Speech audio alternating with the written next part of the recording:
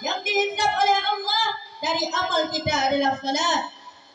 Sebanyak apapun zikir kita, sebanyak apapun sedekah kita, kalau tidak ada tempat bergantungnya salat, maka tidak bernilai di hadapan Allah Subhanahu wa taala. Tidak ditanya berapa kali kau ke Makkah, tidak ditanya anakmu berapa, tidak ditanya kau PNS kelangan berapa, tidak ditanya cincinmu berapa. Yang ditanya adalah salat. Jika salatmu baik, maka baiklah seluruh amalmu. Jika salatmu rusak, maka rusaklah seluruh amalmu. Seperti yang tercantum dalam sebuah hadis, as-salatu imaduddin. Salat adalah tiang agama. Hadis riwayat Tirmidzi dan Ibnu Majah.